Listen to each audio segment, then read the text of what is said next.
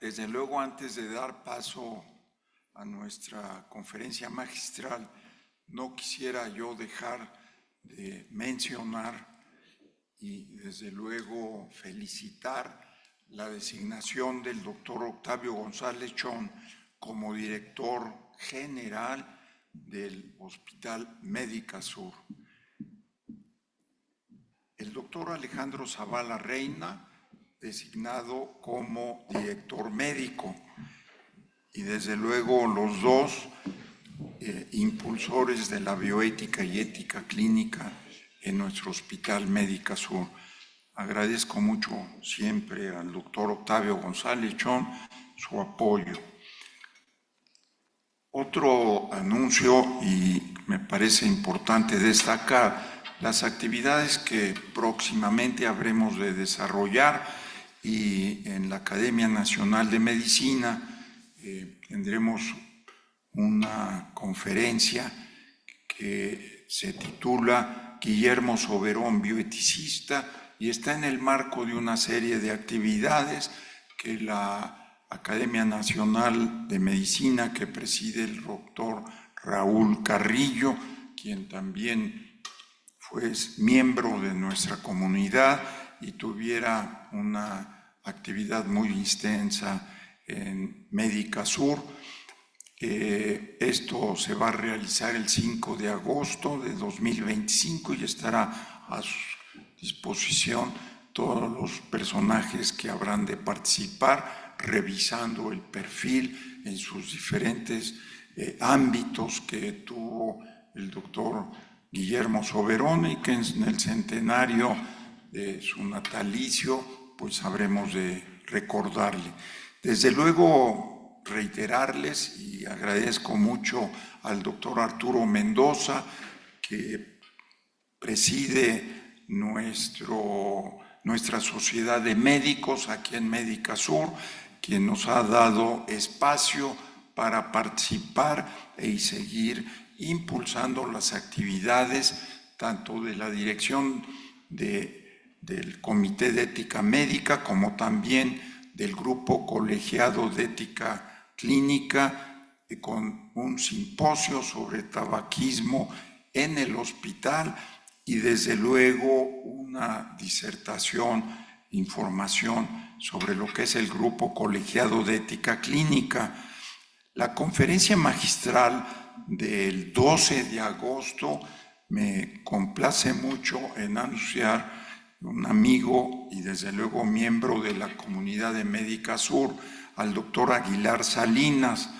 Él ingresa el próximo 7 de agosto como miembro del Colegio Nacional, el director de investigación de nuestro Instituto Nacional de Ciencias Médicas y Nutrición, Salvador Subirán, pero es un gozo que nuestro amigo Carlos Aguilar Salinas sea miembro del Colegio Nacional.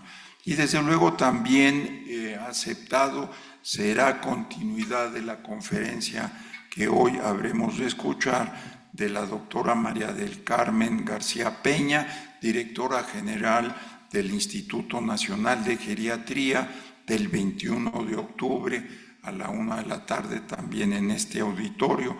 El tema que aun cuando hemos platicado y quizás podrá tener algunas precisiones sobre la geriatría hospitalaria y desde luego sus retos.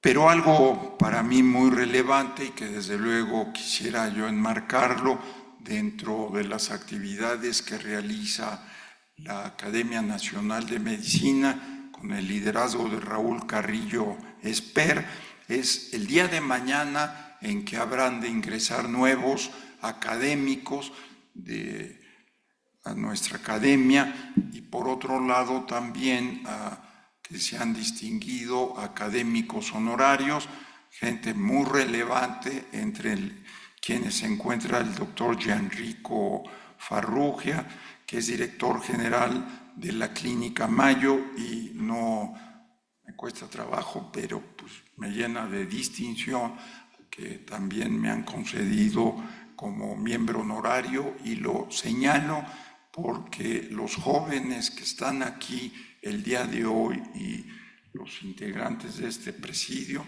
deberán de voltear a ver y contemplar su ingreso a nuestra Academia Nacional de Medicina.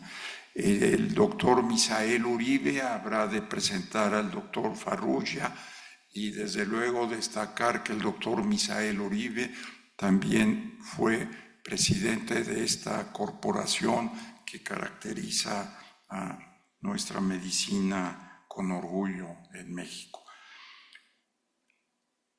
La conferencia del día de hoy, Medicina Preventiva y Personalizada en el Adulto Mayor, Ética y Equidad, habrá de presentarla aquí nuestro amigo, y le agradezco mucho a Raúl Medina. Ahorita habré de dedicarle unas palabras a él, pero el encuadre me corresponde, y desde luego no quisiera quitarle aquí el tiempo a la mesa redonda y a nuestro conferencista, que pues destaca justamente este tema de medicina preventiva y personalizada en el adulto mayor, ética y equidad, pero él bien va a apuntar mucho el de la medicina predictiva, que es algo de esta triada en cuanto a aspectos que habremos de revisar, y como es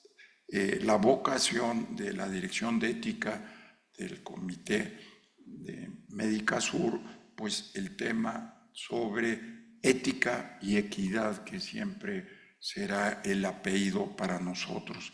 Así que el doctor Raúl Medina Campos me llena de orgullo destacar su labor en el Instituto Nacional de Geriatría como director de investigación, egresado de la Facultad Mexicana de Medicina de la Universidad La Salle, su especialidad en Medicina y Geriatría del Instituto Nacional de Ciencias Médicas y Nutrición Salvador Subirán, maestría en Vitalidad y Envejecimiento de la Universidad Leiden en los Países Bajos, diplomado en la Gestión de Instituciones de Salud del Instituto Tecnológico Autónomo, miembro de la Academia Latinoamericana de Medicina del Adulto Mayor, que es una organización que incluye arropa a distinguidos personajes de la medicina del adulto mayor. Y desde luego profesor de la maestría en salud pública de mi Instituto Nacional de Salud Pública y profesor del programa de maestría y doctorado en ciencias médicas, odontológicas y de la salud de nuestra máxima casa de estudio. Así que también pues es director de investigación en este Instituto Nacional de Geriatría, pero muy importante, también realiza actividades de investigación. Es así que le dejaría yo la palabra a Raúl Medina Campos para que abordara el tema que pues nos llenará de gran orgullo escucharle. Gracias, Raúl.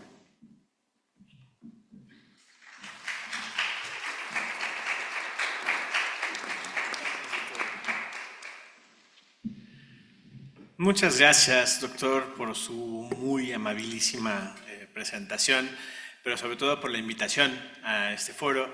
Me da mucho orgullo estar presente aquí con ustedes el día de hoy. Es un placer y espero que esta presentación sea de interés y de utilidad para todas y todos. Para todas y todos, buenas tardes y damos inicio.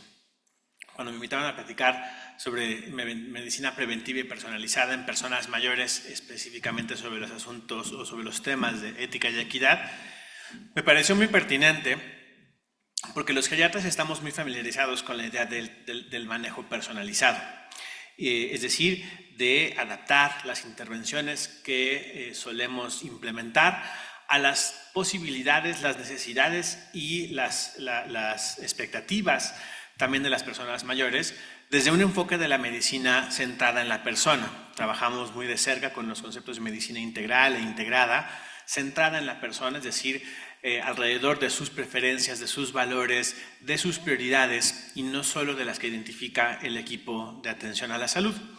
Sin embargo, el concepto de atención personalizada se ha traslapado en términos semánticos con esta idea de medicina personalizada que adquiere en realidad un matiz completamente diferente, pero que al final tienen una intersección muy relevante y que quise darme la tarea de explorar a lo largo de esta presentación. Les voy a tratar de entregar 4 mensajes el día de hoy. Primero, hablar sobre lo que comprendemos hoy como medicina personalizada y o medicina de precisión, sobre sus potenciales aplicaciones actuales y perspectivas a futuro en la geriatría, los retos que hay en su implementación, y me centraré al final en los desafíos éticos, dejando también algunas preguntas abiertas para que podamos compartir con el resto de los miembros que nos acompañan en este foro. Aunque frecuentemente utilizamos como sinónimos la medicina de precisión, la medicina personalizada, la medicina predictiva, hay algunas pequeñas sutiles diferencias, pero en general se trata de enfoques innovadores que lo que buscan es adaptar la atención médica a las características individuales de cada persona. Desde el enfoque de la medicina de precisión se hace énfasis en el uso detallado de información genómica y proteómica para guiar estrategias clínicas en individuos o en subgrupos específicos, es decir, conocer a partir de la información genética principalmente, pero también sobre el proteoma de las personas para guiar las estrategias clínicas que tienen que ver sobre todo con terapéutica, pero también con diagnóstico y prevención. Y la medicina personalizada, desde otras perspectivas, se ha definido como el uso del perfil genético para guiar las decisiones en la prevención, el diagnóstico y el tratamiento de las enfermedades. Para fines prácticos los utilizaré de manera intercambiable en esta presentación, hablando a veces de medicina de precisión o de medicina personalizada, según convenga el término, pero al final de cuentas hablaremos esencialmente del uso de los datos biológicos que anteriormente, me refiero anteriormente hace 30 años, no teníamos disponibles para conocer a nivel individual y con detalle de cada persona, hacia la prevención, diagnóstico y tratamiento de enfermedades. Y específicamente, cuando hablamos de datos biológicos o de información biológica, nos referimos a datos de la fisiología de la persona, los metabolitos que podemos identificar, por ejemplo, en la sangre circulante de las personas, al genotipo, es decir, a la información genómica de la persona, qué genes se expresan, qué genes están silenciados en un momento dado, pero también a cómo interactúan el genoma y el estilo de vida, y esto se hace a través del interesante campo de la epigenética, en la que estudiamos cómo las interacciones con el entorno modifican provocan la expresión o el silenciamiento de porciones del genoma sin modificar la estructura del ADN en sí misma. Por supuesto, la influencia de los factores medioambientales, y aunque en esta presentación no hablaremos mucho, también de manera muy importante la participación del microbioma para generar herramientas que nos permitan identificar la susceptibilidad de enfermedades de las personas, identificar marcadores diagnósticos o predictivos de enfermedades o predictivos del curso de la enfermedad como pronósticos, y también para predecir la respuesta a tratamientos específicos. En la geriatría, la idea de la medicina personalizada o de precisión se antoja muy compatible porque el enfoque geriátrico, como les decía, ya de por sí enfatiza la necesidad de identificar la heterogeneidad de las personas mayores. El envejecimiento como fenómeno biológico, pero también como fenómeno social, no es un proceso homogéneo, sino que exhibe una amplia variabilidad entre una persona y otra, entre distintos contextos sociales y culturales. Y por lo tanto los geriatras estamos muy acostumbrados a reconocer esta heterogeneidad e incorporarla en el estudio de patrones de multimorbilidad, en el abordaje de la polifarmacia, en el estudio y el tratamiento de la fragilidad y en identificar la variabilidad de la respuesta terapéutica. Probablemente las personas mayores sean uno de los grupos con mayor variabilidad de respuesta a fármacos, tanto por los efectos derivados de la biología del envejecimiento como por otras características inherentes a ellas. Y así como la medicina de precisión considera aspectos demográficos, genéticos, sociales, comportamentales o conductuales y de las enfermedades de la persona, nosotros también en geriatría solemos tomar todo esto en consideración. La medicina de precisión, sin embargo, va mucho más allá en entender las peculiaridades que hacen distintos a los individuos en el nivel molecular, en el nivel genético, y eso nos abre o nos ha abierto la puerta a todo un mundo de posibilidades previamente no reconocidas, que cuando incluso yo me formé en la facultad era completamente ignorado, ¿no? Este campo de medicina personalizada ha abierto también un debate importante al reconocer ventajas inherentes, por supuesto, pero al reconocer riesgos y desventajas que brevemente enuncio y que discutiremos a lo largo de la presentación. Por un lado, sí, la medicina personalizada permite adaptar tratamientos a perfiles individuales y permite mejorar la eficacia de los tratamientos. Hablaremos de algunos ejemplos en breve, pero sin duda la medicina de precisión nos permite identificar qué personas van a responder mejor a ciertos tratamientos y por lo tanto seleccionarlos con base en el perfil del paciente para darle las mejores posibilidades terapéuticas. Por supuesto, mejora u optimiza resultados al considerar las complejidades propias del fenómeno de envejecimiento, al reconocer que no hay dos personas mayores que envejezcan exactamente de la misma manera, podría abrir la puerta para adaptar o para diseñar estrategias terapéuticas muy personalizadas, valga la redundancia, o muy dirigidas hacia esas peculiaridades que hacen a esa persona mayor diferente de todas las demás, con sus propios riesgos adquiridos a lo largo de la vida, con los riesgos que le confiere su herencia genética, entre otras cosas. Se antoja que podría reducir la polifarmacia y veremos en breve algunas anotaciones al respecto, pero podría ayudar a minimizar el uso excesivo de fármacos en personas mayores, que siempre es una preocupación para los geriatras. Y sin duda hay alguna evidencia que apunta a que este tipo de intervenciones de medicina de precisión pueden ayudar a mejorar la calidad de vida al incrementar el bienestar mediante el abordaje de necesidades específicas de cada persona. Tiene sus riesgos, por supuesto, y uno de los principales que también, a los que también le dedicaremos una buena parte de nuestra discusión es el costo elevado, que se vuelve prohibitivo en algunos casos y que levanta una cuestión de barreras de acceso y de inequidades en salud. Es sumamente compleja, requiere no solo una infraestructura, sino personal altamente especializado y una cantidad importante de recursos. Y por supuesto levanta preocupaciones éticas que no abordaré en este momento porque las dejaré para que las podamos comentar con mayor amplitud hacia el final de la presentación. Brevemente algunas anotaciones en términos, por ejemplo, de farmacogenómica. Hoy en día ya es posible adaptar, conociendo los polimorfismos, algunos polimorfismos genéticos de personas mayores, identificar qué personas responden o son más sensibles o más resistentes a ciertos fármacos, como por ejemplo anticoagulantes. Hoy sabemos, sobre todo en el caso de antagonistas de la vitamina K, en los que la dosificación es sumamente variable y la respuesta es sumamente impredecible. Bueno, hoy sabemos en dónde radica esa impredecibilidad. Hoy sabemos que ciertos polimorfismos genéticos determinan que una persona sea extremadamente susceptible y con una chupadita de tableta de warfarina se le va el INR al cielo, y por qué otras requieren 3 veces esa cantidad y apenas alcanzamos un INR terapéutico.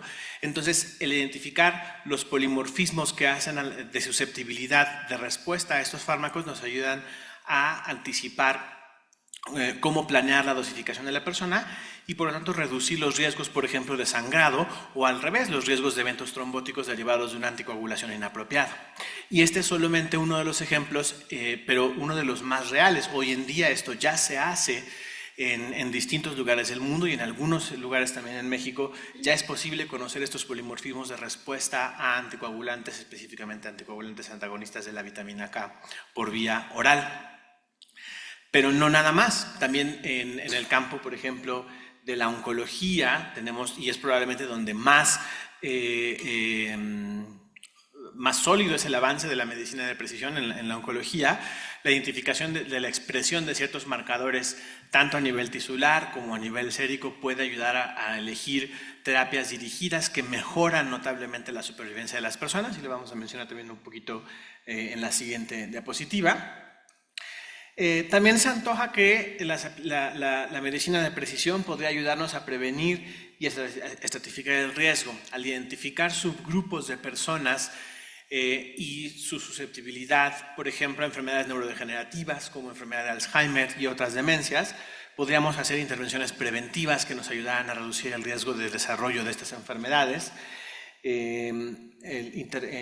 Hoy ya es posible, por ejemplo, conocer quién es portador del gen APOE4, que es un gen que en poblaciones caucásicas se asocia a un incremento en el desarrollo de enfermedad de Alzheimer, o en otras enfermedades neurodegenerativas es posible hacer el diagnóstico de la enfermedad de Huntington a partir del examen genético, incluso antes de que aparezcan las manifestaciones clínicas, entre otros ejemplos. Y al tener, por supuesto, a los individuos estratificados por riesgo, también podríamos diseñar e implementar intervenciones individualizadas, basadas ya no solamente en el análisis genético o genómico, sino también en el uso de herramientas de análisis masivo de datos, de las cuales la mayor parte se basa en inteligencia artificial o en técnicas de aprendizaje de machine learning y otras que finalmente entran dentro del campo de la inteligencia artificial para identificar intervenciones que puedan ser de mayor utilidad. Y esto sería particularmente útil si lo pudiéramos aplicar, por ejemplo, al manejo de la multimorbilidad. La presencia de múltiples condiciones crónicas simultáneas en una persona mayor es uno de los retos que más complejizan la atención en geriatría, puesto que obliga a conciliar con frecuencia múltiples indicaciones para distintos padecimientos simultáneos y a priorizar entre ellos, aunque hasta el día de hoy hemos tenido algunas recomendaciones basadas en consenso de expertos y algunas otras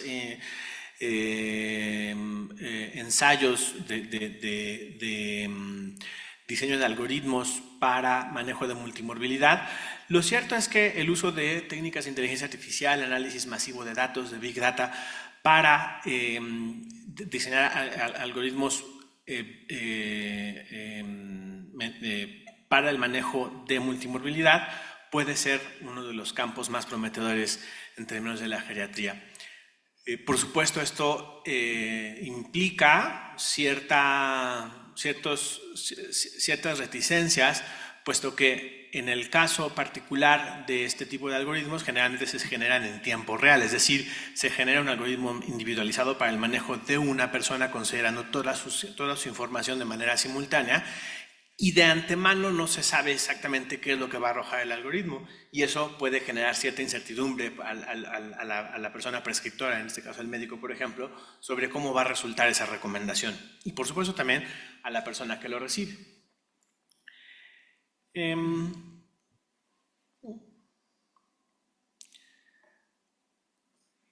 Tenemos hoy en día ya algunos impactos, como les decía, les puse el ejemplo del uso de polimorfismos para predecir respuestas anticoagulantes en fibrilación auricular, el uso de estrategias moleculares y genéticas para el diagnóstico de enfermedad de Alzheimer, incluso en etapas cada vez más tempranas, pero también, por ejemplo, el perfilamiento farmacogenómico que ha demostrado en algunos pequeños ensayos clínicos, no muy grandes, no más de 150, 200 personas, pero muy interesantes, que puede ayudar mediante conocer el perfil farmacogenómico de cada persona y ajustar la prescripción acorde con ese perfil antes del egreso hospitalario, se logran reducir de manera significativa las tasas de rehospitalización o de reingreso hospitalario, y también se reducen las visitas a urgencias posteriores al evento índice, lo cual indica que este tipo de técnicas podrían ayudar a mejorar la seguridad farmacológica, la seguridad de la prescripción, y esto resulta sumamente interesante, especialmente para nosotros los geriatras. Ya habíamos hablado de cómo las terapias oncológicas guiadas por biomarcadores o por algunas otras datos biológicos altamente individualizados permiten mejorar las tasas de respuesta a tratamientos específicos, prolongan la supervivencia libre de progresión de la enfermedad e incluso han demostrado prolongar la supervivencia global de las personas. Hacia adelante, lo que podemos esperar en términos de estas técnicas de medicina de precisión es que contemos con la habilidad de predecir trayectorias de envejecimiento. Hoy en día ya estamos haciendo esto y uno de los conceptos más interesantes en donde esto se presenta es en el concepto de edad biológica.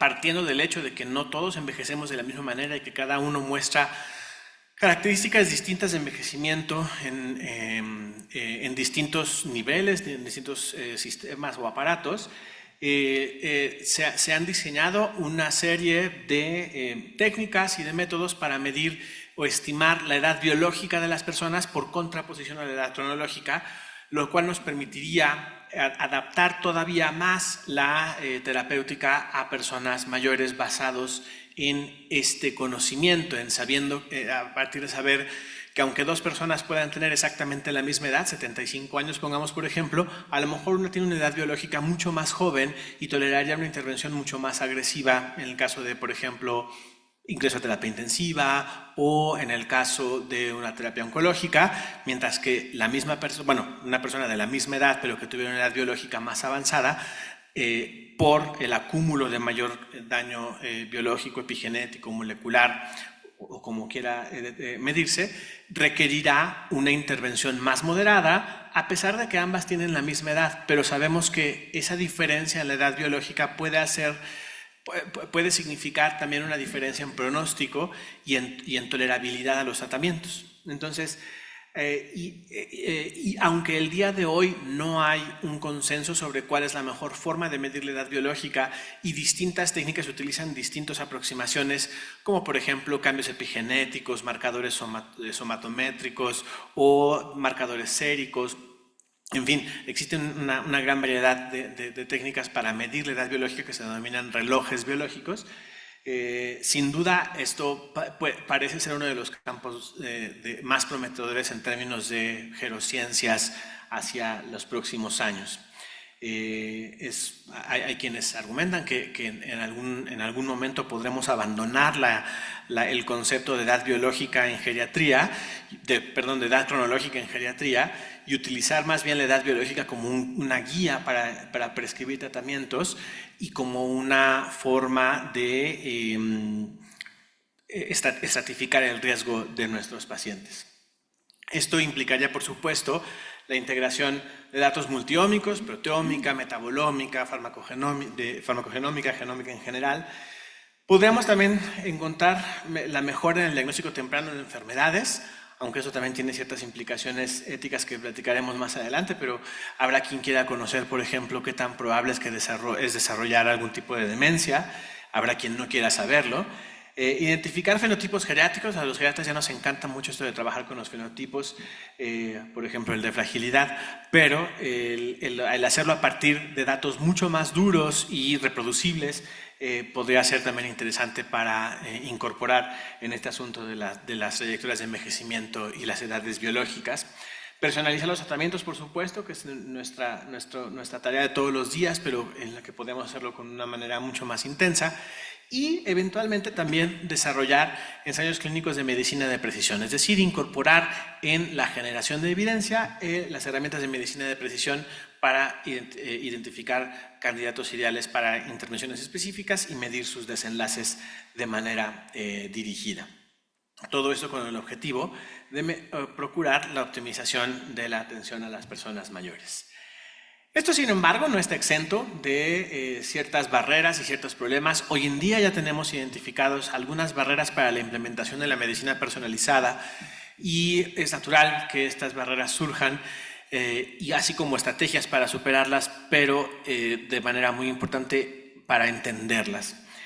Las barreras para la implementación de técnicas de medicina de precisión o personalizada se han distribuido o se han clasificado tradicionalmente en 3 grandes grupos: aquellas que son atribuibles a las personas usuarias, es decir, en el tema que nos interesa, a las personas mayores; las que son atribuibles al personal de salud; y las que son atribuibles al sistema de salud o al sistema, al macrosistema en general. Entre las barreras que son atribuibles a las personas mayores se encuentra la desconfianza y la resistencia al cambio. Las personas, los seres humanos, somos inherentemente suspicaces y resistentes al cambio, especialmente cuando ese cambio implica un salto generacional que mientras más grande es, más desconfianza genera. Lo vemos frecuentemente en la adopción de tecnologías de la información por personas mayores, pero también incluso en la adopción de tendencias tecnológicas y tendencias incluso culturales entre generaciones diferentes. Genera preocupaciones sobre la privacidad y la seguridad de los datos personales, que también discutiremos un poquito más adelante. Las implicaciones que esto puede tener para la familia, y también la falta de educación. Se ha identificado que la falta de conocimiento o educación en salud, este concepto famoso de health literacy, que es un poquito difícil de traducir al español, pero que tiene que ver con la capacidad de comprender los fenómenos y procesos relacionados con la salud, se ha asociado a una mayor resistencia para la adopción de estrategias de medicina personalizada. Entre el personal de salud, la falta de evidencia o el desconocimiento de evidencia, pero lo cierto es que todavía podemos hablar de la falta de evidencia en el área de especialidad. Todavía es un campo que está creciendo, que va comenzando, y en el cual no hay evidencia ni para todas las especialidades ni para todas las enfermedades que cubren las especialidades. Y también, por supuesto, falta de conocimiento y falta de entrenamiento o capacitación en estos temas. Es sorprendente la rapidez con la que estos temas han cambiado, y hay algunas fuentes que miden la obsolescencia del conocimiento médico, y sabemos hoy en día que el conocimiento en ciencias de la salud en general puede obsoletarse tan rápido como entre 2 y 3 años después del egreso de la licenciatura, por ejemplo, y entre 3 y 5 años después del egreso de la residencia, entre otras magnitudes. Entonces, sí es un asunto relevante la necesidad de mantenerse al tanto y con entrenamiento y capacitación continua para adquirir estas nuevas competencias que inevitablemente con las que inevitablemente estaremos entrando en contacto en los años por venir. Y por supuesto, barreras atribuibles al sistema, como la imposibilidad de contar con datos integrados o datos disponibles para el análisis. La medicina de precisión y personalizada, además de información biológica, también se alimenta de datos del expediente clínico, de datos digitales, que si no están disponibles y si no son interoperables entre distintas plataformas, limita mucho su uso y su potencial aplicación. Y por supuesto, la falta de recursos financieros, que es una limitante importante en muchos escenarios. A propósito justamente de los recursos financieros, una de los puntos centrales en términos de estas nuevas tecnologías es la inequidad que pueden, si no generar, al menos sí perpetuar, por el efecto que tienen los factores socioeconómicos como determinantes de la salud.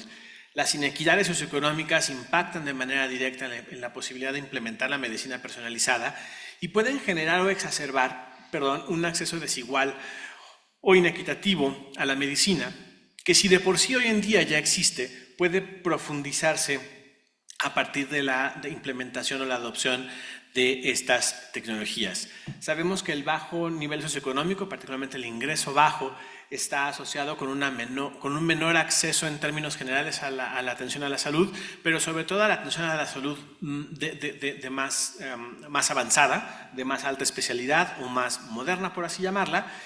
Se asocia también a un mayor nivel de desconfianza, mientras más bajo el nivel socioeconómico y menor el nivel de alfabetización en salud, es mayor la desconfianza en la atención a la salud, la medicina y las nuevas tecnologías. Se asocia también al más frecuente uso de medicamentos inapropiados y a una mayor carga de enfermedades crónicas, las cuales por la exposición a factores, a determinantes socioeconómicos de la salud adversos a lo largo del curso de la vida, condicionan que llegada a la vejez haya una mayor probabilidad de multimorbilidad, de efectos adversos o complicaciones crónicas o secuelas de esa multimorbilidad, de eventos agudos que dejan merma en la capacidad intrínseca y funcional de las personas mayores y que eventualmente condicionan un mayor riesgo también de discapacidad y en un momento dado de dependencia funcional.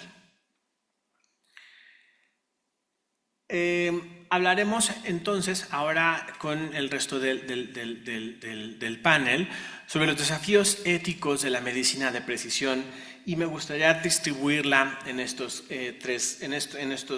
grandes ejes. ¿Cómo afecta la medicina de precisión o cómo puede impactar en el consentimiento informado, en la privacidad de los datos, en la equidad, en los principios de beneficencia y no maleficencia, en la relación entre el personal de salud y el paciente o las personas usuarias, en el retorno o el tratamiento de hallazgos incidentales y en las políticas públicas. Y por ejemplo, hablando por ejemplo de autonomía, consentimiento, privacidad y protección de datos, tenemos que reconocer que en personas mayores son más frecuentes algunas condiciones que pueden dificultar el consentimiento y esto ya lo sabemos incluso no solamente para la medicina personalizada y de precisión, sino para cualquier aspecto de investigación en salud en personas mayores. Sabemos que ciertas condiciones pueden generar ciertas dificultades en el consentimiento como el deterioro cognitivo, la fragilidad, el deterioro sensorial y la dependencia. Y que estas dificultades o retos para el consentimiento son todavía más, pueden ser todavía más severos cuando estamos hablando de datos genéticos y digitales, porque las personas pueden no entender claramente qué información se está recabando, qué significa que una persona, o hablando en primera persona, qué significa que yo como persona que está participando en un estudio otorgue mi consentimiento para que los investigadores conozcan la secuencia de mi ADN, para que tengan información sobre mi genoma, sobre mis riesgos para la salud. Tendrán, porque además sucede otro reto muy grande. A lo mejor la investigación en particular puede enfocarse sobre un aspecto, ¿no? A lo mejor me van a buscar un polimorfismo o una serie de polimorfismos, pero esa muestra de mi sangre contiene todo mi genoma. ¿Qué va a pasar con todo el resto de mi genoma que a lo mejor en ese momento no están analizando, pero que está disponible ahí y que en un momento dado se puede utilizar? No se debe, pero se puede. Entonces, eso representa riesgos muy importantes.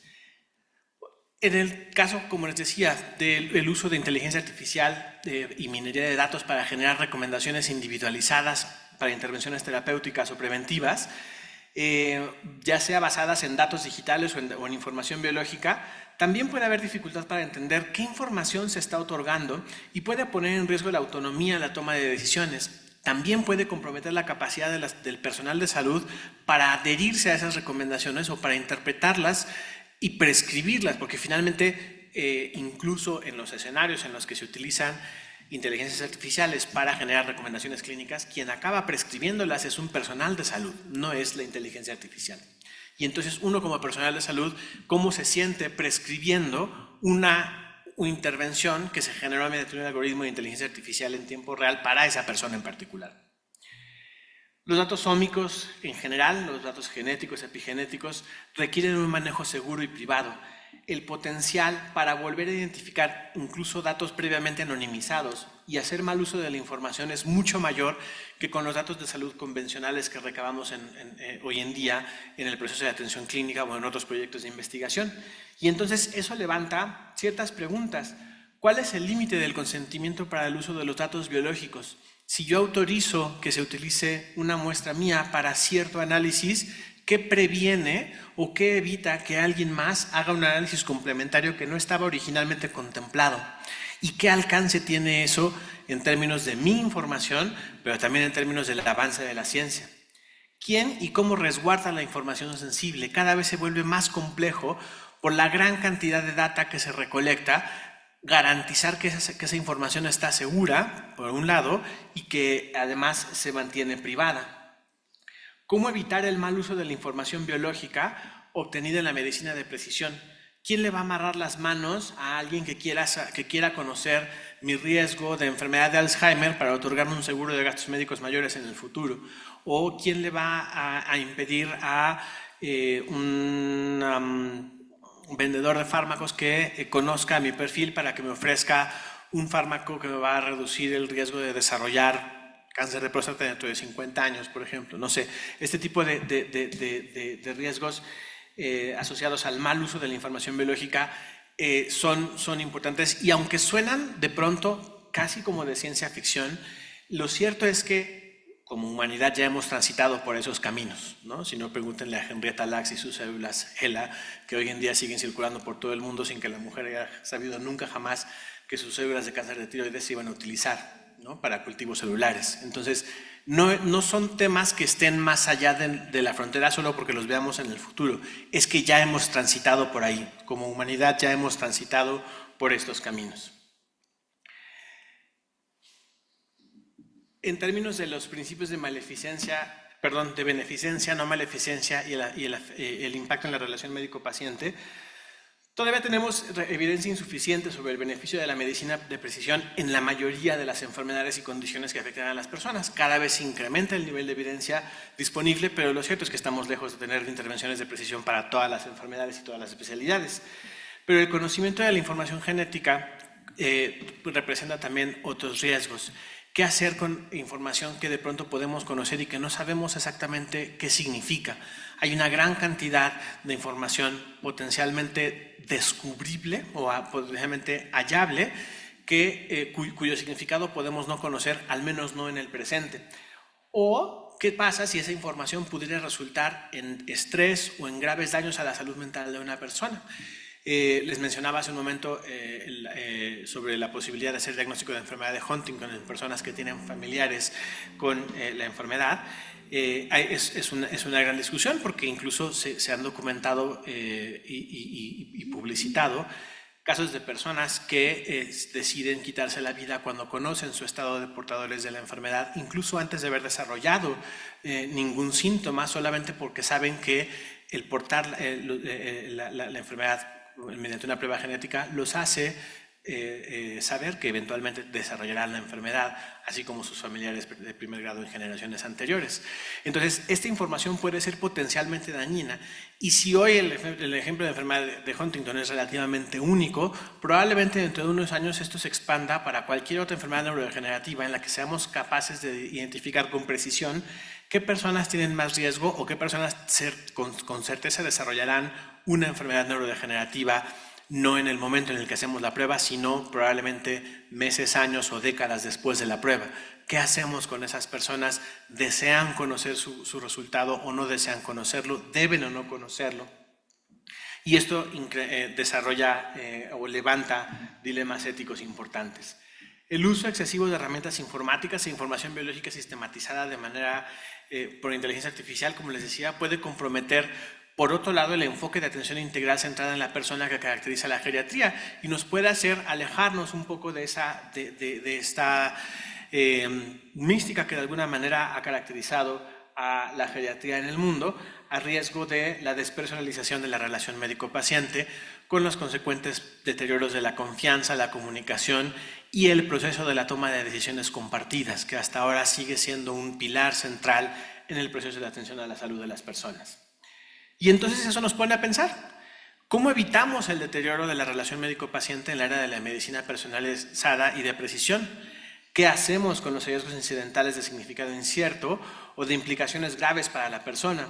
¿Cómo evitar la discriminación genética o epigenética? ¿Cómo evitamos que nuestra información que otorgamos, que consentimos otorgar, no sea utilizada en nuestra propia contra, incluso si nosotros lo autorizamos, ¿no? Entonces, esto se vuelve un reto importante hacia adelante. Creo que me salté, sí, es que me salté una diapositiva.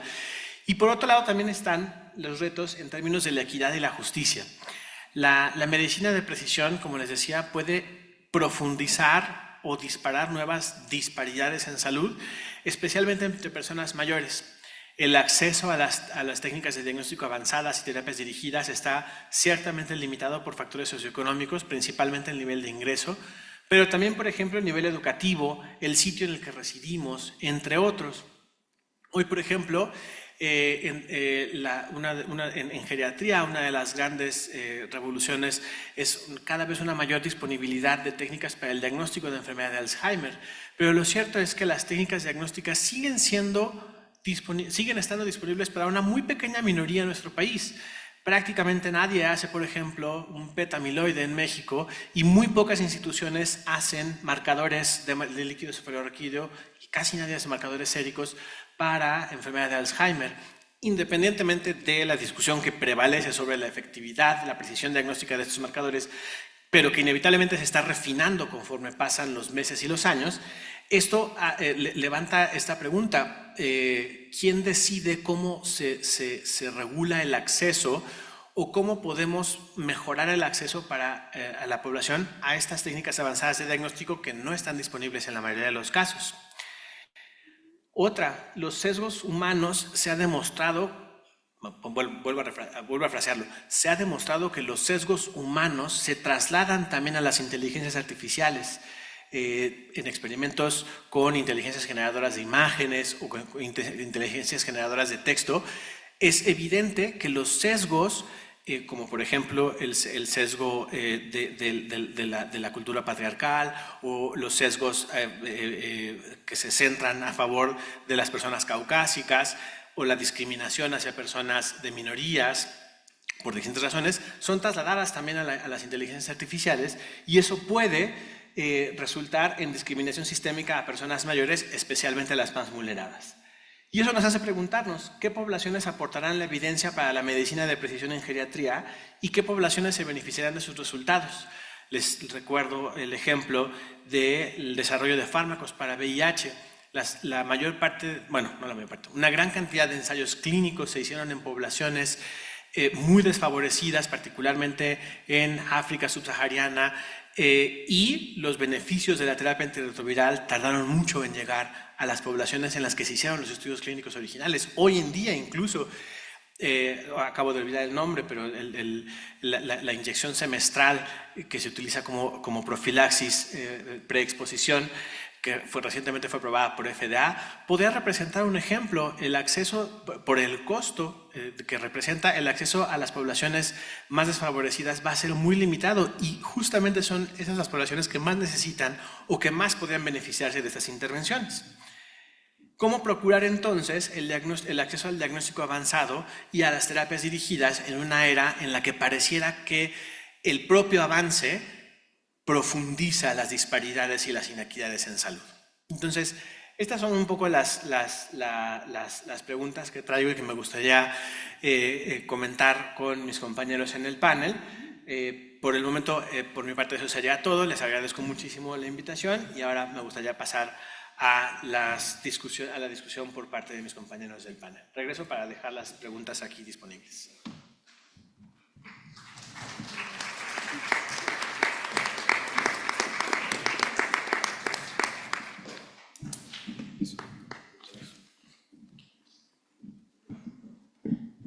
Pues pasaremos a la mesa redonda y desde luego pues la conferencia magistral de Raúl Medina ha rebasado con creces por las expectativas que teníamos de la conferencia.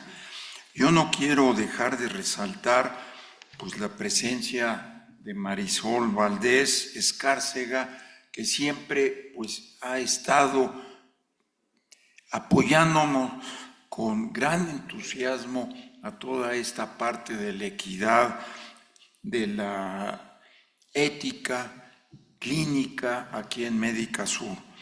Hoy, y quisiera yo también destacar la presencia de Francisca Vázquez, nuestra directora de enfermería, que esta conferencia magistral no podría realizarse sin la presencia de ella. Creo que la participación del grupo de nuestras enfermeras, enfermeros, es muy importante para darle esta gran perspectiva a la geriatría en nuestro Hospital Médica Sur. No quisiera yo dejar de mencionar, ya lo hará Marisol, y perdón por adelantarme un poco, pero Javier Sánchez Zavala, jefe de terapia intermedia, es un gran apoyo que siempre hemos tenido y nos ha permitido avanzar y hacer ver que la ética clínica no solo es de filósofos, sino de médicos comprometidos con la buena medicina. Y la buena medicina tiene que ver con los principios de ética clínica. Es así que le agradezco a Javier Sánchez Zavala. Y alrededor de esta conferencia magistral, desde luego, la presencia de Erika Martínez, bioeticista con su maestría de bioética de la Universidad Panamericana y desde luego egresada de la residencia de geriatría de nuestro hospital, y que una gran labor que tenemos por delante es arraigar la bioética, la ética clínica en nuestros residentes en el Hospital de Médica Sur.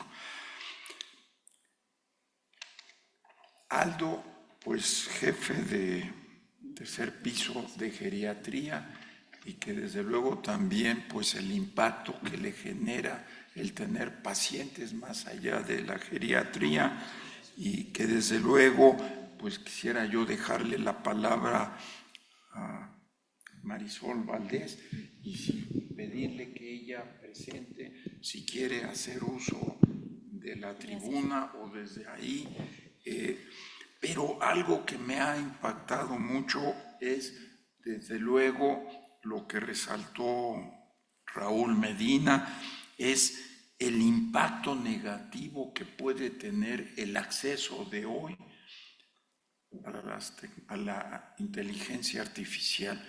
Yo en estos días pues le pregunté a ChatGPT sobre qué podía yo hacer para mejorar o para revisar estos temas, y pues ahí tengo el bonche de información que pues mejor le dejo a Marisol que aborde con nuestros panelistas los temas. Recordarles que el panel para nosotros es de gran importancia. ¿Por qué? Porque la conferencia magistral invitamos a un personaje de afuera de Médica Sur, y al interior de Médica Sur convocamos a aquellos personajes que tienen que ver algo con el tema de la conferencia magistral. Marisol, una vez más, gracias, y le dejo el micrófono. Muchas gracias, doctor, y muchas gracias, Raúl, una excelente plática. Gracias a todos por acompañarnos, y bueno, pues en torno a lo que comentamos y que estuvimos revisando en relación a la medicina de precisión, algo que Raúl comentaba de una manera muy eficiente, muy directa y muy precisa, es que todos nosotros, bueno, los que nos encargamos de la geriatría, nosotros hagan de cuenta que hacemos una evaluación muy especial y muy dirigida a la persona adulto mayor en todas las áreas.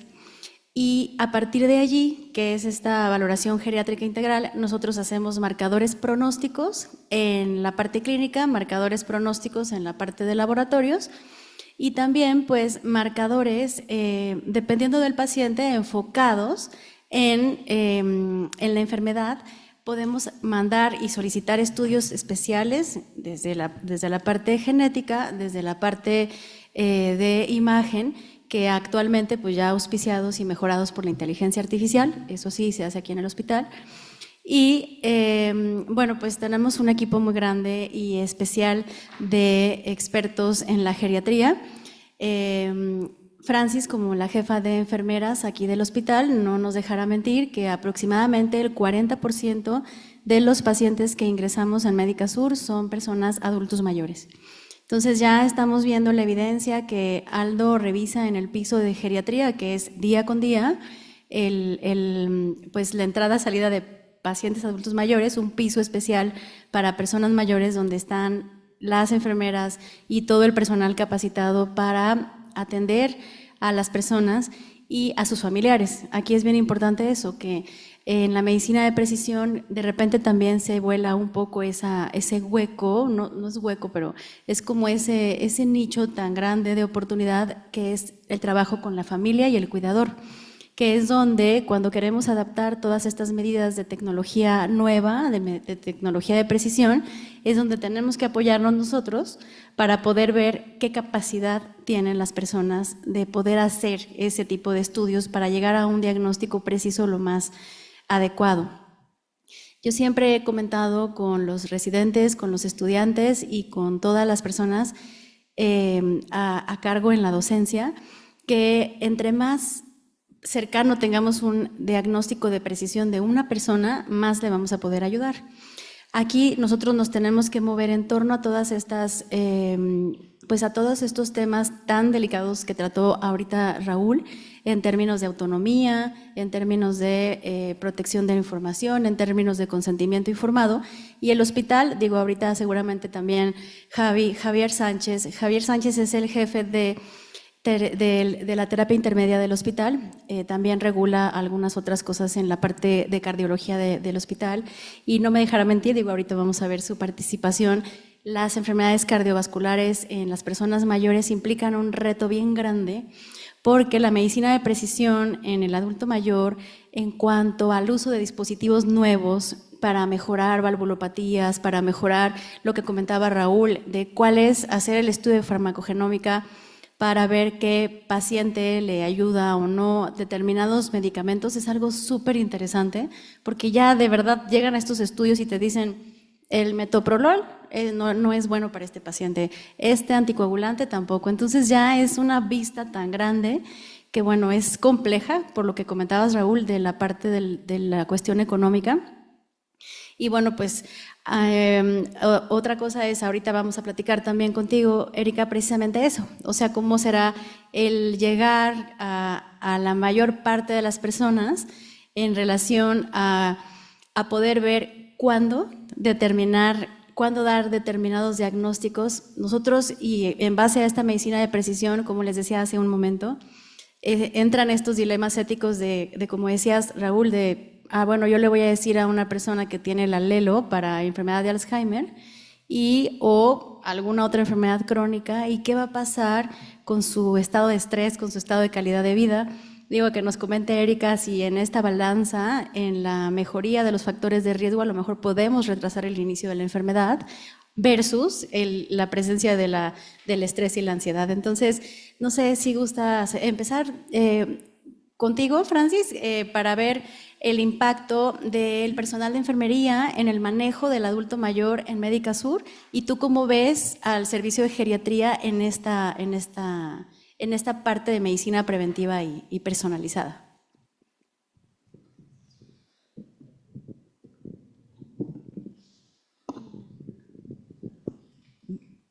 Buenas tardes a todos. Gracias, doctor, por la invitación. Gracias a ustedes y a todos los que me acompañan.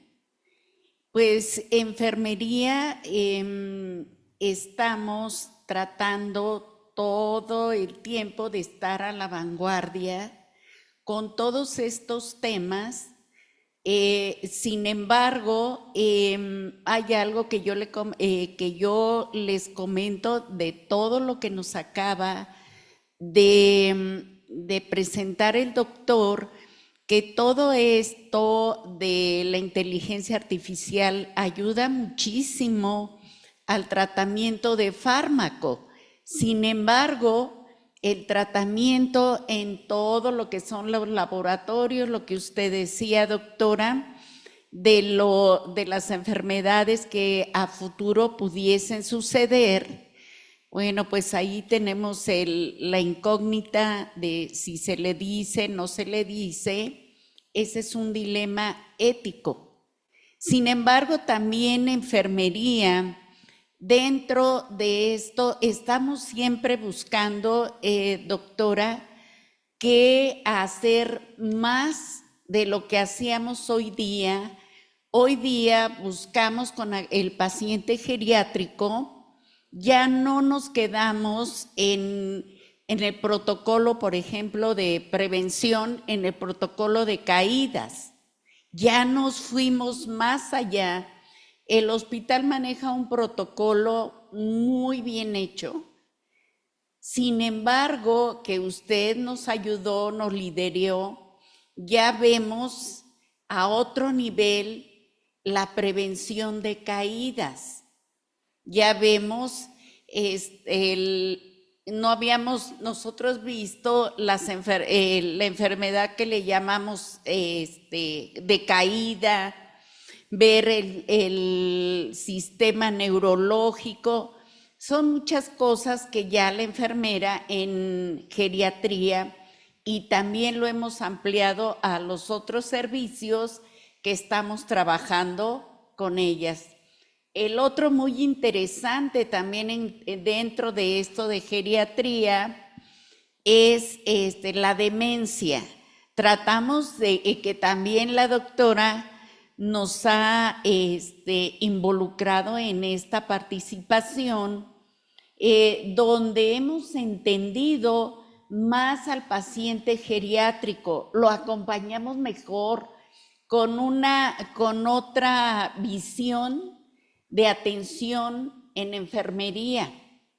No basta con tener a la enfermera que está especializada en geriatría.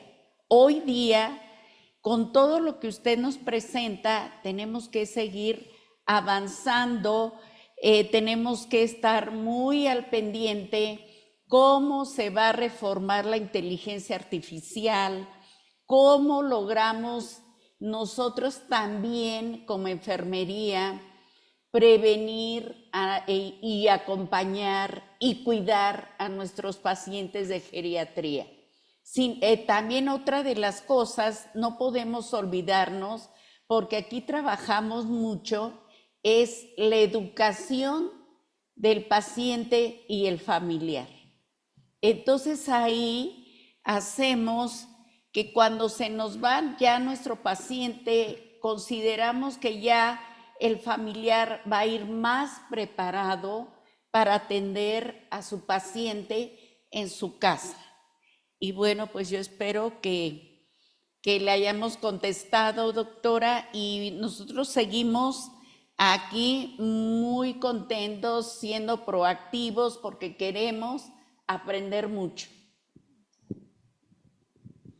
Sí, digo, nada más como comentario, yo creo que también hay un nicho de oportunidad muy grande para que el personal de enfermería participe en este tipo de implementaciones. Por ejemplo, ya hoy en día el personal de enfermería es perfectamente capaz de identificar factores de riesgo para caídas hospitalarias, para úlceras o lesiones por presión, para delirium. Pero ¿qué pasaría si de pronto un día tenemos disponible un perfil de marcadores séricos inflamatorios predictivos de delirium, en el que las enfermeras y los enfermeros conocen perfectamente con base en los factores de riesgo clínicos y comienzan a solicitar estos perfiles cotidianamente para identificar este paciente va a comenzar a hacer delirium, ¿no? Ese es como un ejemplo del papel que puede jugar también enfermería en estas implementaciones. Doctor, perdón, lo interrumpí.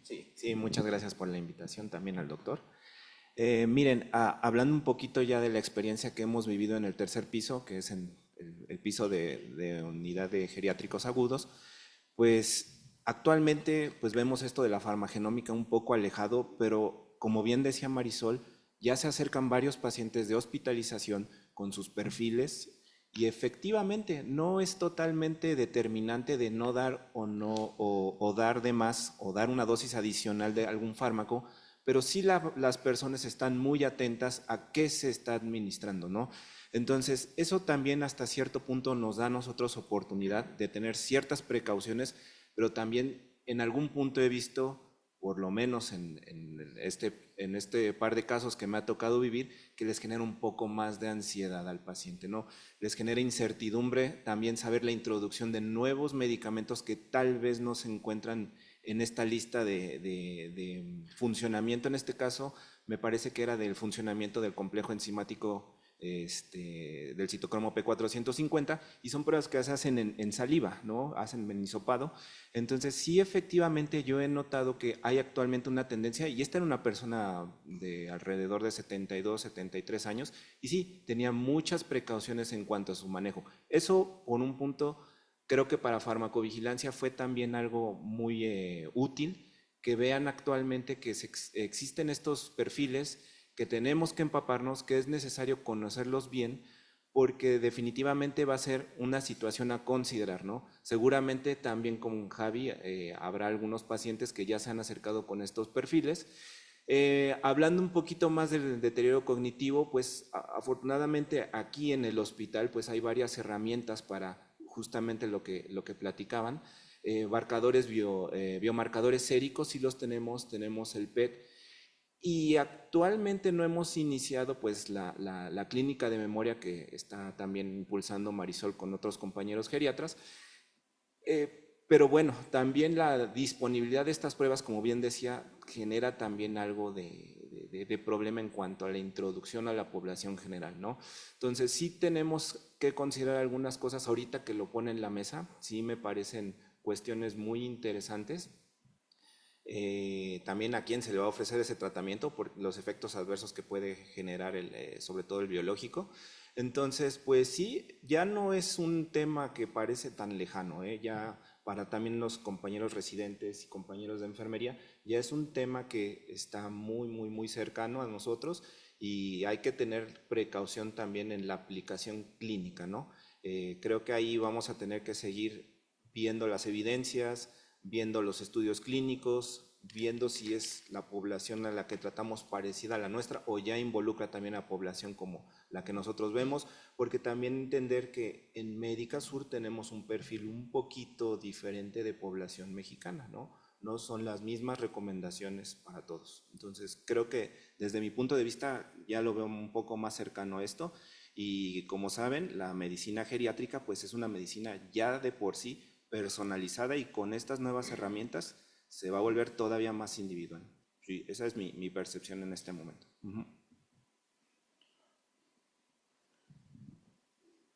Bueno, yo primero agradecer al doctor Ruiz de Chávez por la invitación, felicitar al doctor Medina por su excelente ponencia. La verdad es que mientras usted estaba dando el desarrollo de los temas que nos quería comentar, creo que para una gente como su servidor, que yo soy de formación internista, soy cardiólogo y soy ecocardiografista, y que afortunadamente llevo 10 años desempeñándome en una unidad de cuidados intermedios y tengo desarrollo también en la unidad de cuidados coronarios del hospital, pues la verdad son muchos temas que vivimos en el día a día. Y con afán de ser breves, a mí me gustaría dividirlos en dos grupos de pacientes para nosotros, que no somos de formación geriatras. Yo diría que tendremos que contemplar dos escenarios principales. El paciente electivo, en el cual se va a someter a un tratamiento, podríamos decirle entre comillas, sofisticado o a la vanguardia a nivel cardiovascular, donde creo que claramente el pivote es que la selección del caso sea precisa, sea adecuada y multidisciplinaria. Y en esa selección del caso llevamos décadas en Médica Sur, me atrevo a decirlo, y me atrevo a decirlo porque incluso la doctora Marisol Valdés, Aldo, su servidor y Erika nos formamos en esta institución. Creo que hemos intentado ser partícipes de que la geriatría venga a darnos su opinión. Si bien también tenemos que decir que no el 100% de los casos un geriatra está involucrado, pero sí creo que es esencial que para un procedimiento electivo de cardiología estructural, sobre todo, el geriatra tenga una opinión muy clara sobre el tipo de paciente al que estamos intentando tratar, para que no se pierdan las directrices, para que la selección del caso sea adecuada y para que no cometamos el error de no contemplar escenarios que habitualmente los cardiólogos o la gente de terapia no involucramos, ¿no? Entonces me parece que ahí eso es muy importante para nosotros, y creo que como grupo Médica Sur tendría que ser pionero en que la evaluación multidisciplinaria de pacientes a los que van a ser sometidos para cardiología estructural y sean adultos mayores tengan puntualmente una evaluación geriátrica. Y luego diría el otro escenario, doctor y doctora Marisol, que me parece muy interesante, pero probablemente muy complejo y muy robusto, es el paciente geriátrico que ingresa a nuestras terapias intensivas de forma no programada. Ahí es donde tendremos que contemplar un escenario sobre la marcha, donde incluso podríamos pensar en soporte ventricular o en terapias de asistencia que no necesariamente incluyan la intubación orotraqueal, pero que sí requieran un manejo avanzado y multidisciplinario, donde por supuesto necesitaríamos contemplar todas las esferas de desarrollo y de estado actual de salud del paciente, ¿no? No será ni la primera ni la última vez donde pacientes en edad geriátrica estén con nosotros. Yo les podría decir que nuestro cálculo es que 700 pacientes anuales, adultos mayores, están hospitalizados en nuestra área, porque se cumple la regla que dice la doctora Marisol: entre 40 y 50% de los pacientes de nuestra terapia son geriátricos y tenemos aproximadamente 1.500 ingresos anuales, entonces casi la mitad sería adultos mayores, y entonces podrían requerir alguna de las terapias avanzadas de soporte, ya sea sistémico, de soporte hablamos de terapia sustitutiva dialítica, hablamos de soporte ventricular y de todas esas situaciones donde probablemente si el paciente no estuviera contemplado como un adulto mayor, a lo mejor, entre comillas, tomaríamos una decisión probablemente más sencilla, entre comillas, insisto, pero creo que en nuestros pacientes la combinación de adulto mayor y, para ponerle la cereza al pastel, una población oncológica bastante importante, donde creo que no estamos exentos de que nuestros pacientes en requerimiento de terapia intensiva sean con un escenario compartido oncológicos geriátricos, pues sin duda representan un reto para nosotros. Creo que para culminar diría que lo que nos ha concientizado y lo que nos ha dado, digamos, un perfil que favorece al paciente es el hecho de que tengamos residencia en geriatría, que tengamos el contacto de geriatría cotidiano y que empecemos a desarrollar clínicas periféricas donde la geriatría va a ser la que nos dicte qué es lo que sigue. Muchas gracias. Y si me permite la pregunta, doctor, porque justo lo acaba de mencionar, ¿cuál, como médico tratante y como un jefe de servicio o con quien toma decisiones sobre la admisión de un paciente, cuál sería su nivel de confort si de pronto le dijeran: va, doctor, aquí está este nuevo algoritmo de inteligencia artificial que va a utilizar los biomarcadores séricos del paciente en el momento actual, con su historial clínico, los datos de su expediente electrónico e información sobre sus costumbres digitales para determinar si este paciente es un buen candidato o no y cuál es su probabilidad de sobrevivir a un internamiento en terapia intensiva o al inicio de terapia dialítica? ¿Cuál sería su nivel de comodidad con una tecnología de esta naturaleza? Fíjese, doctor, que considero que particularmente hemos intentado llevar una medicina basada en evidencia. Y sí creo que si llegamos en un punto donde estas herramientas tengan un soporte o un sustento suficiente como para poder predecir de forma más apropiada quién se beneficia de una terapia intensiva y, digamos, dentro de la terapia intensiva, del soporte más avanzado de la terapia, si tenemos esa herramienta y he encontrado validez en esta medicina actual, pues creo que mi nivel de confort sería mucho.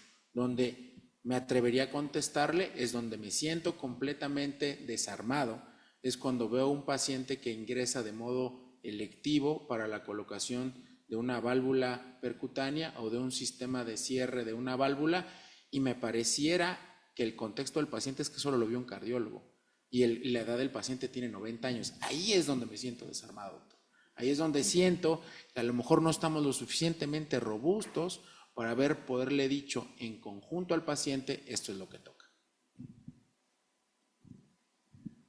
Buenas tardes, muchas gracias por la invitación, gracias por todos los comentarios y por la excelente plática, doctor Medina. Pues aquí yo tengo dos como discusiones, o más bien dos opiniones en cuanto tanto como geriatra, pero también como bioeticista, ¿no? Creo que sin dudar alguna Médicasur es pionero en tecnología, biotecnología, yo como egresada de esta institución en la enseñanza de aquí de mis maestros, que de hecho están aquí sentados a mi lado, pero creo que algo que nunca se nos debe de olvidar, y aunque estamos, y me preocupa muchísimo el tema de todos estos dilemas éticos de la inteligencia artificial y que estamos viviendo esta transición. Veo aquí estudiantes aquí en el público y que justamente ellos están creciendo con ¿no? Con este nuevo tipo de enseñanza, ¿no? Donde uno ya se mete a ChatGPT y uno ya encuentra muchísima información. Pero creo que indudablemente la inteligencia artificial nunca va a superar el humanismo que tengamos como médicos aquí en general en nuestra formación, ¿no? Eso creo que es algo que no debe de pasar nunca, y creo que es algo que la ética clínica siempre va a tener su papel. Por mayor información, biomarcadores, el hecho de que nosotros como médico decidamos, ¿le digo o no le digo? ¿No? Porque, por ejemplo, ¿qué tan ético sería que nosotros nos acerquemos a un paciente con escasos recursos que no gana más de ni el mínimo y le digamos, oye, sí tenemos estos diagnósticos, pero pues cuesta tanto? Pues creo que tal vez no sería tan ético, porque justamente estaríamos ya afectando ansiedad, estrés en esta población, ¿no? Salvo versus un paciente que tenga todo un seguro de gastos mayores increíble, que le pueda tener la cobertura donde quiera, ¿no? Y creo que esa discusión o ese dilema de a quién le digo, a quién no le digo, todo eso se basa sobre todo desde una evaluación personalizada que incluye, y que hacemos mucho en geriatría aquí, que es una evaluación socioeconómica, social, el trabajo en equipo que tenemos tanto de enfermería, médicos, especialistas en sus áreas, psicólogos, nutriólogos, que justamente nos apoyan en la toma de decisiones médicas, y sin dejar de lado diría yo, al protagonista, que es el paciente, ¿no? Indudablemente, aunque incluso tenga ya problemas como deterioro cognitivo mayor, saber que pueden tomar todavía decisiones y que se pueden hacer las adaptaciones a los consentimientos informados para que estos tomen sus decisiones.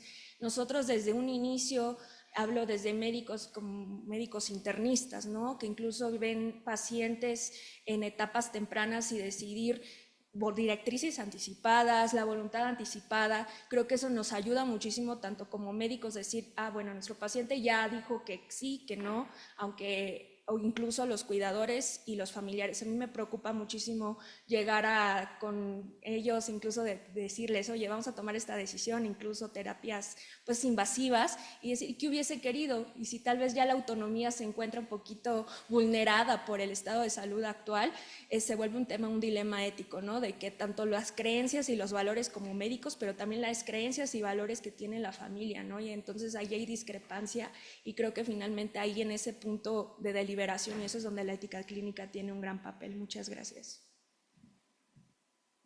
Y perdón, nada más un poco para ahondar, igual puede ser una pregunta para cerrar para todos, pero hablando de las provocaciones de los dilemas éticos, quizás una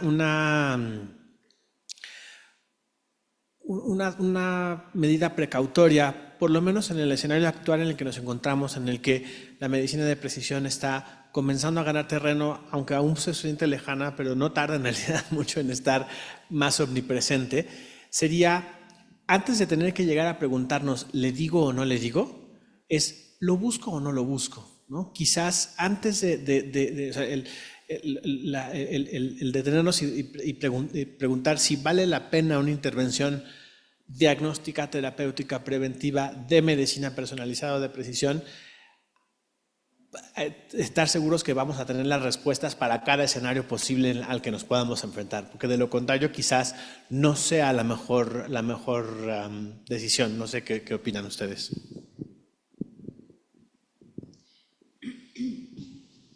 Bueno, yo creo que justo va en el tema de la valoración otra vez individualizada, ¿no? También hay que justo preguntar al familiar, sobre todo al paciente, ¿no? ¿Qué tanto quiere saber? Y tanto realmente qué tanto va a cambiar nuestro tratamiento y el pronóstico, ¿no? Porque si bien tenemos, por ejemplo, seguros de gastos médicos mayores que dicen no pasa nada, lo cubres, hay también una población muy importante, particularmente personas mayores, que pues no tienen seguros gastos médicos mayores, que decir, oye, pues tal vez si le voy a ofrecer esta terapia diagnóstica o tratamiento realmente no va a beneficiarle, pues justamente creo que ahí vale la pena ser más juiciosos e incluso pues, restrictivos en cuanto a la información en nuestro abordaje, y eso sí entra mucho al juicio clínico, tanto de uno, del médico tratante, pero generalmente como en el equipo que aquí se suele hacer en Medicasur, que hay un equipo justo de médicos donde cada uno comparte sus ideas, opiniones y se llega pues a una decisión en conjunto con el fin de tanto de cuidar recursos, pero pues también mitigar estrés, ansiedad en el paciente y en su familia. Y bueno, creo que completando lo que dice Erika, Raúl, yo creo que, y lo que hacemos aquí en Medicasur es, se hace la revisión de la persona, se hace un análisis bien completo de todas las posibilidades que puedan existir desde el punto de vista de geriatría, y si es algo muy necesario que se tiene que buscar, aún y cuando las posibilidades tal vez del paciente no estén como en la mejor disposición, pero se tiene que plantear. O sea, desde el punto de vista ético también es importante hablar con la familia y decir, ¿sabe qué? Lo necesario es hacer estos estudios, seguir midiendo tal cosa y ayudarles. O sea, si no se puede en ese momento, ayudarles a buscar las estrategias para encontrarlo. Entonces, esto sí es algo que hacemos, y como bien lo comentaba Javier, el uso de estos dispositivos, pues imagínense, ¿no? Invertir, no sé, a veces más de $1 millón en algún dispositivo, cuando es un paciente frágil, que tiene demencia, que tiene un pronóstico de vida muy corto, también decir a la familia y también decir, de acuerdo a nuestras escalas, de acuerdo a la revisión que le acabamos de hacer, hasta qué punto podemos ayudar con, o sea, siempre ver los dos escenarios, o sea, pero nunca dejar de hablar con la familia, de hablar con los médicos tratantes para ver qué es lo que le conviene y qué es lo que necesita el paciente. No sé allí cómo ven esa... Sí, más o menos en ese iba el tenor de mi comentario, que generalmente en geriatría nosotros hacemos la individualización a través de scores pronósticos, ¿no?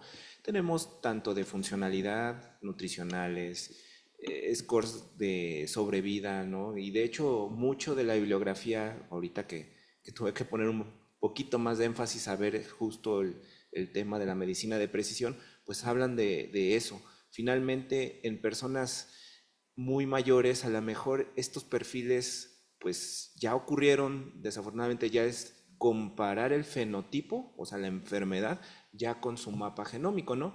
E inclusive pues ya hay marcas que hacen la secuenciación del exoma, así le llaman, el exoma para ver los genes. No pueden verte todo el genoma porque sería imposible, y también la cantidad de información que se tendría que analizar pues es muy compleja, pero entonces en personas mayores lo que están haciendo es hacerlo como al revés, ¿no? Hacen la comparación de este exoma para ver el fenotipo y ver si definitivamente tiene una asociación. Entonces aquí nosotros como geriatras lo que hacemos es intentar racionalizar el tratamiento, ¿no? Que no dar más allá que le pueda la intervención pues adelantar el proceso de enfermedad del paciente, ¿no? Conservar calidad de vida. Entonces ese siempre será nuestro enfoque, ¿no? Mantener calidad de vida y procurar pues, el funcionamiento hasta donde se pueda. Entonces me parece muy interesante en el sentido de la medicina de precisión las medidas preventivas, ¿no? Jóvenes, niños. Entonces ahí sí yo diría que adelante, a lo mejor hasta los papás quieren saber si hay algún factor de riesgo y trabajarlo desde muy joven.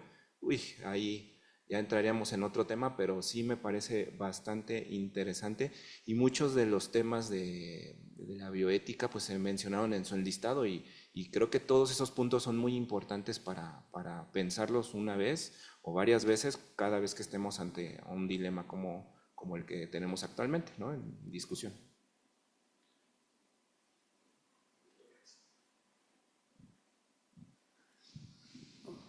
O sea, este caso pues, me parece un tema súper interesante. O sea, podremos estar horas aquí. O sea, aquí empezamos a combinar también esta situación, qué porcentaje de los pacientes que tenemos en Medicasur en edad geriátrica o adultos mayores, además adolecen de un seguro de gastos médicos mayores. Luego ellos son finalmente los que van a necesitar probablemente un dispositivo intracardíaco de los que contempla la cardiología estructural. Entonces, pues por supuesto que empezamos a ver también esta distinción que decía el doctor Medina entre el perfil socioeconómico del paciente y que desafortunadamente no podemos dejar de contemplar que es algo que acaba contribuyendo a favor o en decir, no lo vamos a hacer. O sea, podría ser que el paciente se salga de ser un candidato, aunque físicamente o fisiopatológicamente esté contemplado para beneficiarse de un dispositivo así. Si su entorno socioeconómico no da, pues probablemente esto también nos va a amarrar de manos, ¿no? La verdad es que son temas que creo que debemos de discutir, que a mí me enorgullece que como grupo nos estemos planteando, porque sí creo que en este hospital, en el ejercicio de cotidiano, pues esto lo tenemos que usar y esta herramienta se tiene que poner sobre la mesa. Gracias.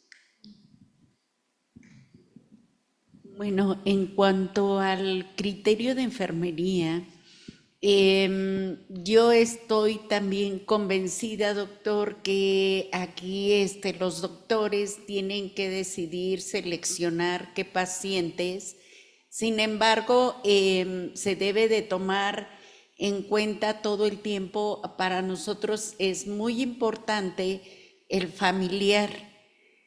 Y ya si no están de acuerdo, porque nos ha sucedido que no están de acuerdo, que empiezan con dilemas éticos, tenemos el comité, que es nuestro presidente, el doctor Ruiz de Chávez. Hemos llevado algunos casos de ética porque pues no hay un acuerdo. Entonces también eso lo trabajamos en enfermería. Pues nosotras queremos estar a la vanguardia, buscamos dar algunas clases de inteligencia para estar pues nosotras informadas. Sin embargo, nuestra realidad es que respetamos las indicaciones que nos da el médico, pero nosotros no perdemos de vista el cuidado de nuestros pacientes, independientemente de que el doctor nos dice, entra a este prototipo, entra a este estudio, entra a la instalación de tal implante, qué sé yo. Nosotros no lo perdemos de vista en cuanto a nuestros cuidados que le damos a enfermería. Nosotros siempre vamos a estar al pendiente de la seguridad de nuestro paciente, que no se nos complique.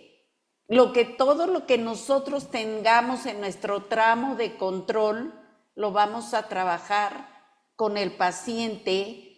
Estamos muy adelantados nuevamente en la prevención de caídas, en todo lo que es demencia. Estamos trabajando ya para profesionalizar y tener más control de las úlceras por presión y todo lo que podamos, doctor, en cuanto a enfermería. Nosotros queremos que nuestros pacientes, porque para nosotros son pacientes vulnerables, entonces, y de alto riesgo, entonces así los tratamos con mucho gusto y con mucho amor. Muchas gracias, maestra.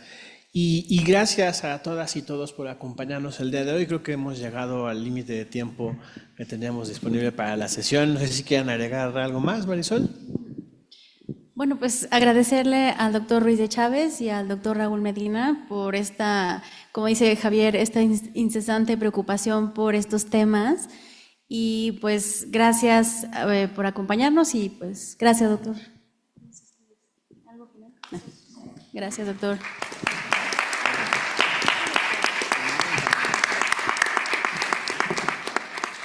Bueno, para concluir de esta brillante sesión de hoy con la conferencia magistral de Raúl Medina y la magnífica coordinación, moderación de Marisol Valdés, no quisiera yo dejar de insistir que para mí, como en su momento la pediatría tuvo un gran impacto en el desarrollo de los sistemas de salud en nuestro país, el énfasis en la medicina preventiva, hoy, y de ahí esta conferencia magistral, creo que la geriatría tiene un gran compromiso para proyectarse y tener un liderazgo en el Sistema Nacional de Salud. La conferencia de Raúl Medina deja ver pues este rol protagónico que deben de tener hoy en día los geriatras.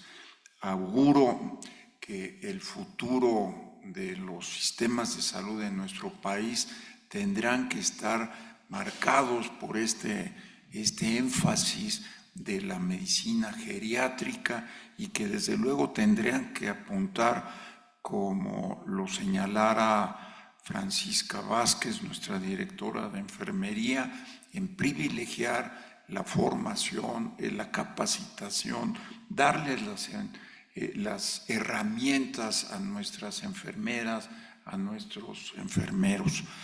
Pero por el otro lado, pues a Javier Sánchez Zavala veo que con esa gran perspectiva que tiene como internista cardiólogo, pues tendrá que tener un rol muy importante para estar acentuando cuál es esa enseñanza que se les debe de dar a los residentes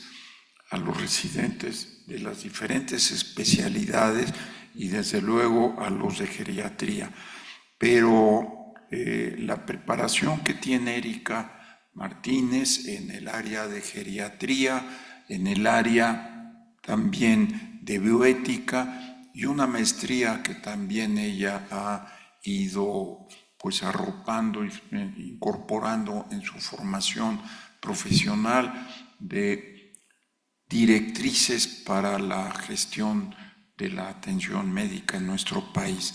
Entonces, yo creo que ha sido un gran evento el día de hoy y que agradezco mucho a Raúl Medina que nos haya puesto esta conferencia, estas pautas de la medicina preventiva, personalizada y predictiva, que desde luego pues marca la pauta de la geriatría moderna en nuestro país.